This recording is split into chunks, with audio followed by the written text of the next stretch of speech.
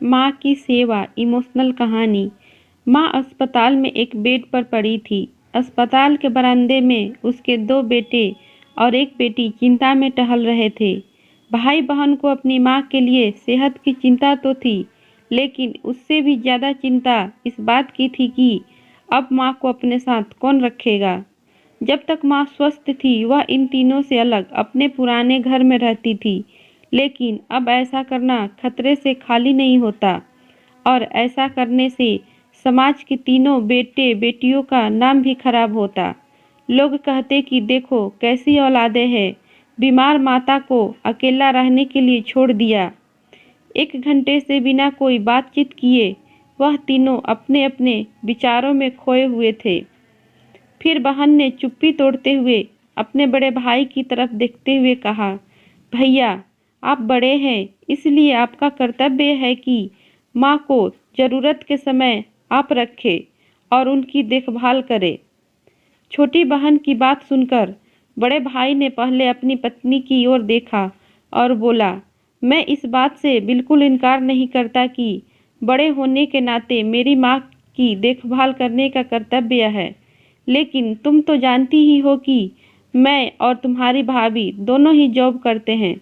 ऐसी हालत में माँ के साथ किसी न किसी को हर वक्त उनकी देखभाल करने के लिए उनके साथ रहना पड़ेगा, जो हमारे लिए बहुत मुश्किल हो जाएगा। बहन तुम पूरा दिन घर की रहती हो, माँ को अपने साथ ही क्यों नहीं रखती? पैसों की चिंता मत करना, जो भी खर्च आएगा मैं दे दूंगा।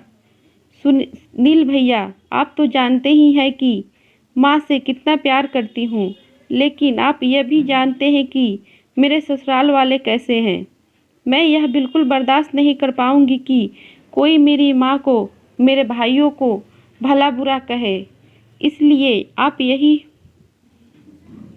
यही होगा कि माँ को अनिल भाई के यहाँ रखा जाए। बड़े भाई सुनील ने भी छोटे भाई दिनेश के यहाँ माँ को रखने के लिए सहमति जताई। आप यह कैसी बातें कर रहे हो? क्या आपने नहीं देखा कि माँ कभी भी मेरे घर 2 दिन से ज़्यादा नहीं रही? उसका मेरे यहाँ मन नहीं लगता, फिर कैसे वह इतने दिन मेरे घर रह पाएगी? छोटे भाई ने अपनी असहमति जताते हुए कहा।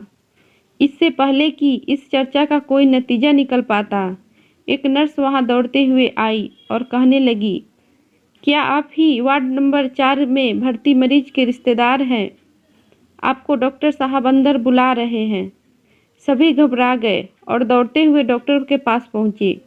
डॉक्टर ने उनसे हाथ जोड़ते हुए कहा, आई एम सॉरी, मैं आपकी माताजी को नहीं बचा पाया।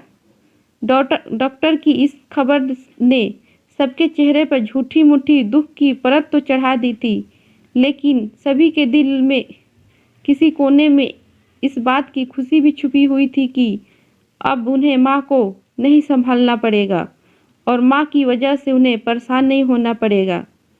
दोस्तों, छोटी सी यह इमोशनल कहानी ही समाज का सत्य है। यहाँ लोग ऊपर से जो दिखाते हैं वह अंदर से नहीं होते। जो माँ बाप अपने 4 बच्चे को बिना किसी शिकायत के बड़ी आसानी से संभाल पाते हैं।